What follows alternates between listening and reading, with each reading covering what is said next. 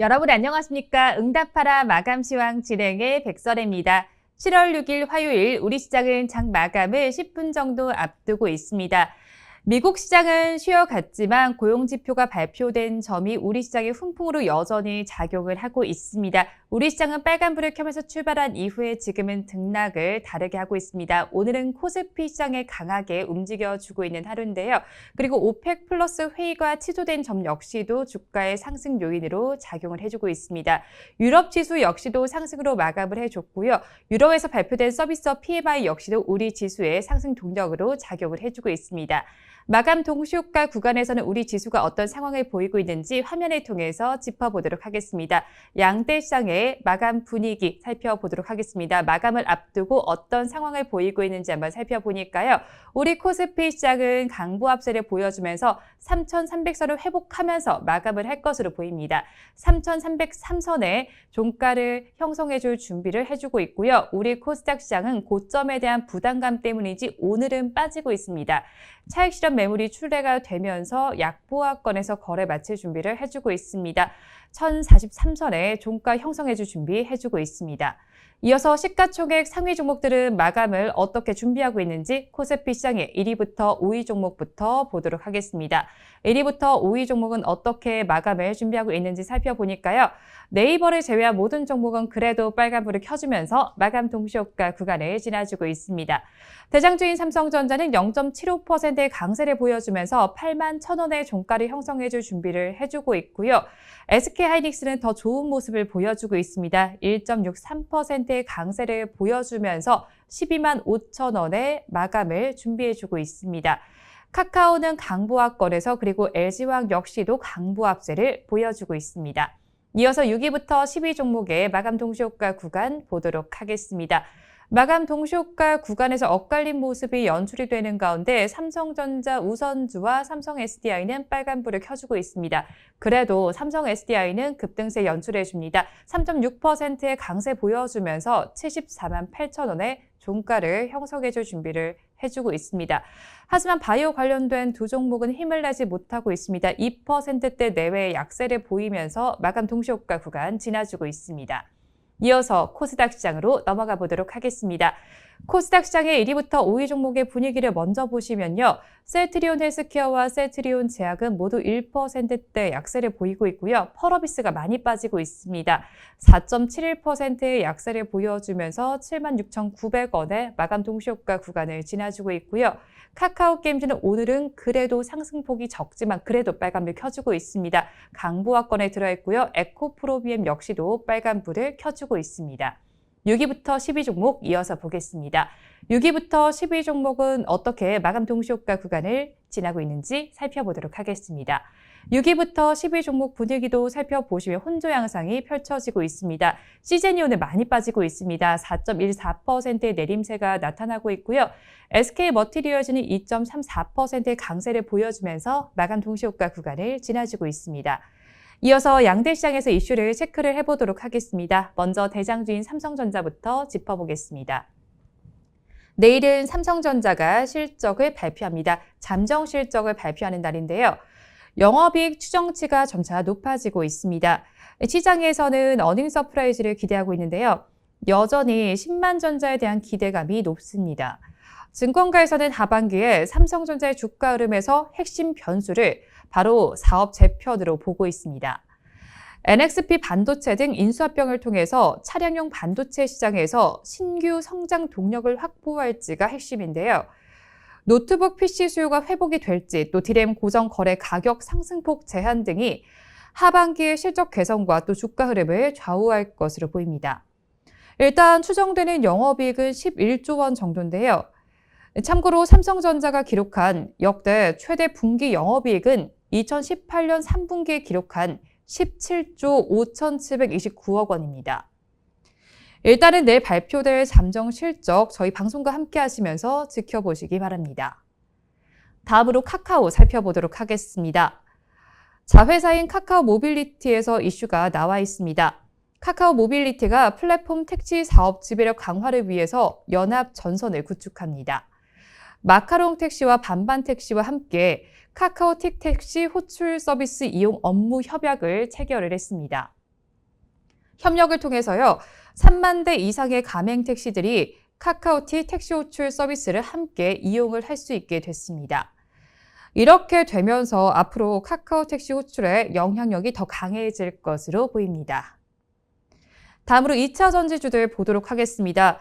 코로나19 이후에 전체적으로 봤을 때 주가가 급등한 양상이 펼쳐졌는데요. 이런 상황 속에서도 친환경주는 상승세를 더 이어갈 수 있을 것으로 보입니다.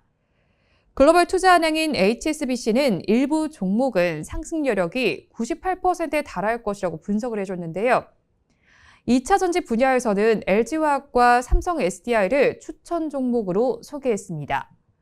각각 상승 여력을 27.6% 또 30.4%로 제시했는데요. LG화학의 경우에는 2차 전지 대장주라는 점을 추천 이유로 꼽았습니다.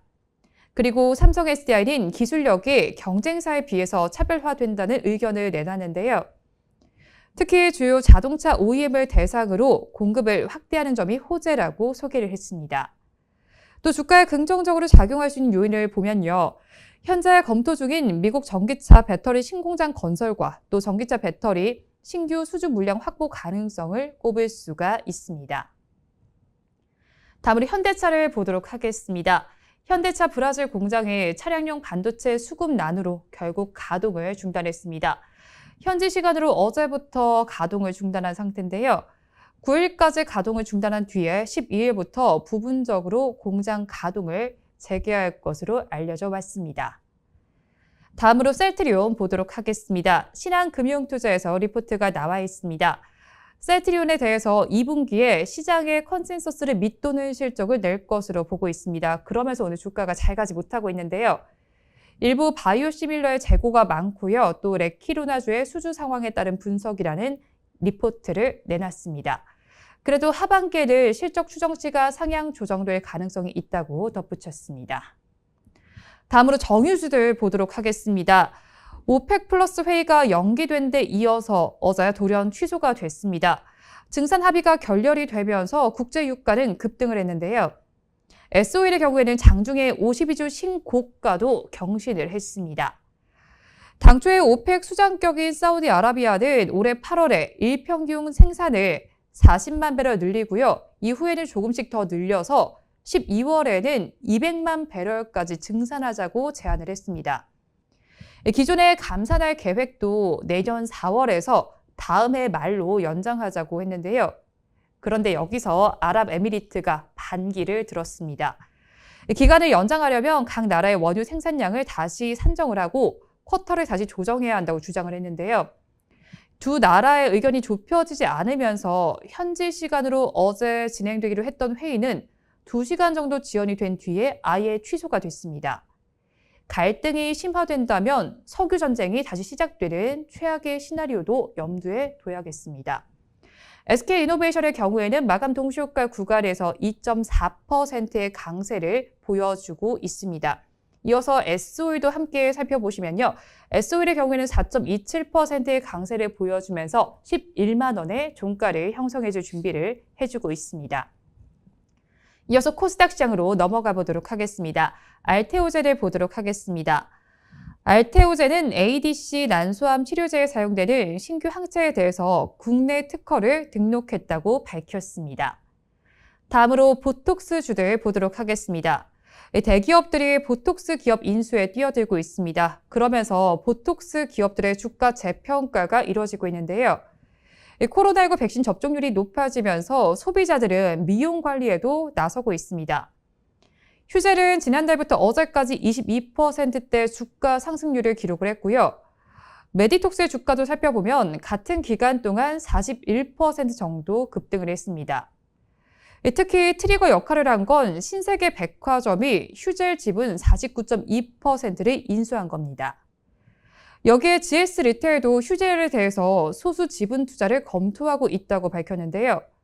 메디톡스 역시도 2분기에는 흑자 전환에 성공할 것으로 보이고 있습니다. 그러면서 보톡스 주들에도 관심이 쏠리고 있습니다. 마감 동시효과 구간 함께 하셨습니다. 이어서 오늘도 이재명 경기도지사와 관련된 소식이 들어와 있습니다. 저출산과 관련한 정책 발언을 하면서 관련된 종목들이 움직여줬는데요. 예림당과 아가방 컴퍼니의 종가 상황 보도록 하겠습니다. 먼저 예림당의 종가 상황 차트를 통해서 살펴보도록 하겠습니다. 페이스북을 통해서 이야기가 나와 있었는데요. 어제 페이스북을 통해서 여성이 출산과 육아 꿈 모두 이루는 사회를 만들겠다면서 이 보육과 돌봄은 우리 사회 전체의 책임이지만 여전히 제도적 환경과 사회적 인식이 뒷받침되지 못하고 있다고 주장을 했습니다. 그러면서 종가 상황을 한번 살펴보시면요. 예림당의 경우에는 장중에는 52주 신고가를 경신을 했고요. 지금도 종가 상황은 좋습니다. 윗꼬리를 그래도 길게 단 모습이 나타났고요. 양봉을 형성해줬고 거래량 자체도 지금 차트를 통해서 보시듯이 굉장히 많은 상황입니다. 7.52%의 급등 양상을 펼쳐줬고요. 종가는 3,790원에 형성이 됐습니다. 예림당의 경우에는 도서 출판 업체고요. 청소년과 유아동 도서를 출판하는 곳입니다. 그리고 아가방 컴퍼니도 함께 살펴보시면요. 3.28%의 강세를 보여줬습니다. 6,920원에 거래가 마감이 됐습니다. 이렇게 전반적으로 오름세가 나타난 우리 시장이었는데요. 마감 동시효과 구간에서 우리 시장은 혼조 양상이 펼쳐졌습니다. 어떻게 마감을 했을지 저와 함께 한번 살펴보실 텐데요. 오늘은 코스피 시장이 조금 더 강한 장세가 펼쳐졌습니다. 코스닥 시장은 그간 고점에 대한 부담감 때문인지 차익 실현 매물이 출회된 시장이었는데요. 오늘 하루 어떻게 마감했을지 코스피 시장을 먼저 살펴보도록 하겠습니다. 우리 코스피 시장의 종가 상황을 살펴보시면요. 0.36%의 강세를 보여주면서 종가 기준으로도 3,300선을 다시 지켜냈습니다. 3,305.19포인트의 거래를 마감했습니다. 이어서 오늘 하루를 어떻게 보냈는지 차트를 통해서 살펴보시면 장 초반이 조금 더 좋았고요. 계단식 하락 장세가 펼쳐지다가 종가 기준으로 조금의 오름세가 나타났습니다. 이어서 시가총액 상위 종목들은 어떻게 마감했는지 1위부터 5위 종목 살펴보도록 하겠습니다. 마감 동시효과 구간대와 분위기는 비슷합니다. 대장주인 삼성전자는 1% 강세를 보여주면서 마감 동시효과 구간보다 200원 오른 지점에 종가를 형성했습니다. 1%의 상승률 보여주면서 81,200원의 거래를 마쳤고요. SK하이닉스는 1.63%의 강세를 보여주면서 125,000원의 종가를 형성했습니다. 그리고 카카오와 LG화학은 강보합권에 들었고요. 반면에 네이버는 약보합세를 보이면서 유일하게 파란불을 켰습니다. 이어서 6위부터 10위 종목의 종가 상황도 체크를 해보도록 하겠습니다. 6위부터 10위 종목의 마감 상황 이어서 살펴보시면요. 엇갈린 장세가 펼쳐진 가운데 삼성전자 우선주와 삼성 SDI는 빨간불을 켰고 삼성바이오로직스와 셀트리온은 파란불을 켰습니다. 현대차는 전일 종가와 동일하게 마감을 했는데요. 삼성 SDI는 3.46% 상승해주면서 74만 7천원에 거래를 마쳤습니다. 이어서 업종별로는 어떻게 마쳤는지 상승한 업종들을 먼저 순서대로 보도록 하겠습니다. 우리 코스피 시장에서 오늘 가장 강했던 업종을 먼저 살펴보도록 하겠습니다. 기계 업종이 가장 강했습니다. 1.8%의 강세를 보여주면서 마감을 했고요. 그 뒤를 이어서 전기전자 업종도 좋았습니다. 비금속 광물과 화학, 유통업종이 그 뒤를 이었습니다. 반면에 힘을 내지 못했던 업종들도 하나씩 한번 짚어보시면요. 의약품 업종이 가장 힘을 내지 못했습니다. 3.17%의 약세를 보여줬습니다. 아무래도 신풍제약의 여파 때문인 것으로 풀이가 되고요. 운수 창고와 그리고 철강 및 금속, 금융업, 운수장비 업종들도 약보합권에서 거래를 마쳤습니다. 이어서 수급 상황은 차트를 통해서 보도록 하겠습니다. 차트를 통해서 수급 상황 이어서 보겠습니다. 새 수급 주체들은 어떤 수급 양상을 보였는지 한번 짚어보니까요. 외국인과 기관은 쌍끌이 매수를 해줬고 개인 투자자들은 홀로 매도에 나섰습니다. 외국인 투자자는 2,236억 원을 담아냈고요.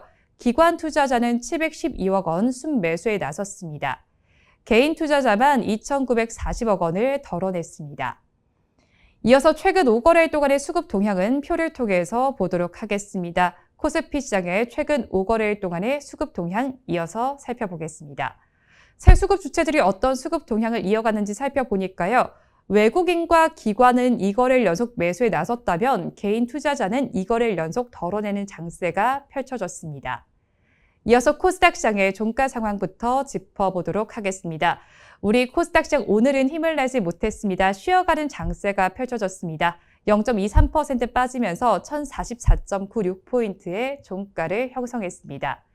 우리 코스닥 시장은 오늘 하루를 어떻게 보냈는지 차트를 통해서 보도록 하겠습니다. 장 초반에 조금의 오름세가 나타나더니 막판에 지금 급락세가 연출되다가 조금의 오름세가 나타났습니다.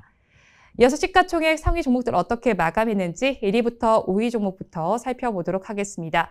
코스닥 시장의 1위부터 5위 종목은 엇갈린 양상이 펼쳐졌습니다. 지금 상승한 종목들도 살펴보시면 강보합권에서 거래를 마쳤고요. 나머지 종목들은 1에서 4%대 약세를 나타냈습니다. 특히나 펄어비스의 경우는 4.46% 급락 양상을 펼치면서 77,100원의 종가를 형성했습니다. 이어서 6위부터 10위 종목의 마감 상황 보도록 하겠습니다. 6위부터 10위 종목을 이어서 살펴보시면 마감을 어떻게 했는지 한번 살펴보도록 하겠습니다. 역시나 혼조 양상으로 마쳤습니다.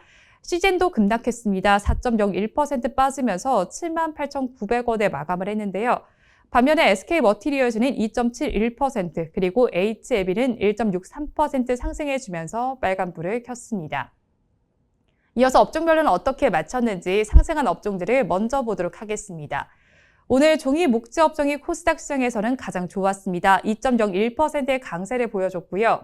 그 뒤를 이어서 출판 매체 복제와 통신 서비스, 통신 장비 그리고 컴퓨터 서비스 업종도 강세를 보여줬습니다. 반면에 하락한 업종들도 살펴보도록 하겠습니다. 우리 코스닥 시장에서 전거래보다 힘을 내지 못했던 업종들 순서대로 한번 살펴보시면 제약업종이 가장 힘을 내지 못했습니다. 1.9%의 약세를 보여줬고요. 그 뒤를 이어서 운송과 방송 서비스, 통신 방송 서비스, 기타 서비스 업종도 파란불을 켰습니다. 수급 상황은 그래프를 통해서 살펴보도록 하겠습니다. 외국인과 기관이 동반 매도에 나섰고요. 개인 투자자만이 사들였습니다. 코스피 시장과는 반대되는 수급 양상이 펼쳐졌는데요. 외국인은 694억 원, 또 기관 투자자는 625억 원을 덜어냈고요. 개인 투자자는 1,372억 원을 사들였습니다. 이어서 최근 5거래 동안의 수급 동향을 표를 통해서 살펴보시면 외국인과 기관은 어제는 샀다면 오늘은 팔았고요. 개인 투자자는 어제는 팔았다면 오늘은 매수에 나섰습니다. 이렇게 마감 상황까지 저와 함께 살펴보셨는데요. 오늘 우리 시장은 혼조 양상으로 마감을 했습니다. 그간 고점을 달리던 코스닥 시장은 오늘 쉬어가는 장세가 펼쳐졌고요. 코스피 시장은 오랜만에 다시 또 3,300선 위에서 마감을 했습니다. 이렇게 마감까지 저와 함께 해주신 여러분 고맙습니다.